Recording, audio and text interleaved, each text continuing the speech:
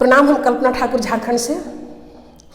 एक पत्नी अपने पति से, दारू पीने वाला पति से कैसे परेशान होती है और शंकर जी से कैसे दया मांगती है, सो सुनिए।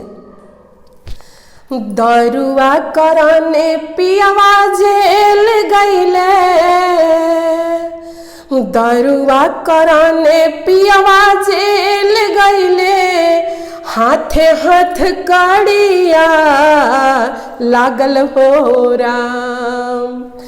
दारुआ कराने पियवा जेल गईले, हाथे हाथ कड़िया लागल हो राम।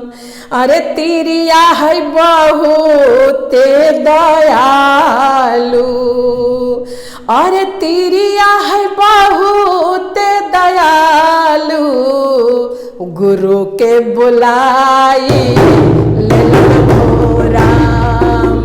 तिरिया है बहुते दयालु, गुरु के बुलाई ले ले हो राम। दरुआ कराने पियवा जेल गईले, हाथे हाथ कड़िया लागल हो राम। तिरिया है बहुते दयालु, गुरु के बुलाई लेलन हो राम। तिरिया है बहुते दयालु, गुरु के बुलाई लेलन हो राम। इतना बचनिया जब सुनेली, दया मांग चाली भैली हो राम। इतना बचनिया जब सुनेली, दया मांग चाली भैली हो राम। शिव गुरु करी देतन दाया, सजनवा के छोड़ाई लैती हो राम।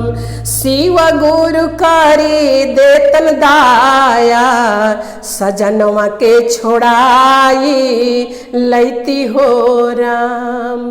हरेंद्र भैया बना ले पुलिसवा, नीलम दीदी थानेदारवा बनली हो राम।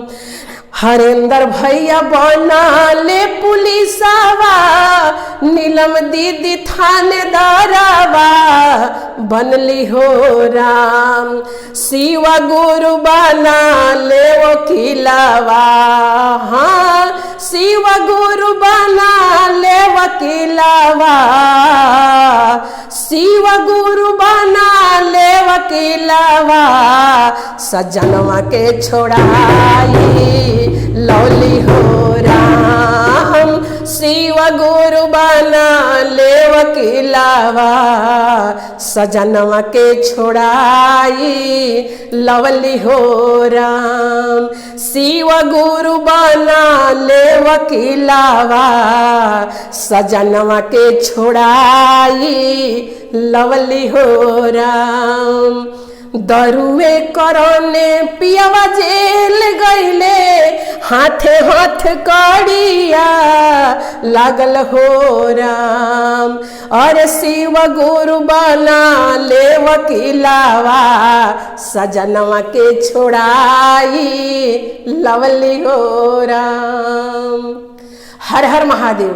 यदि ये भजन अच्छा लगता है तो लाइक शेयर सब्सक्राइब कमेंट शेयर जरूर कीजिएगा। धन्यवाद।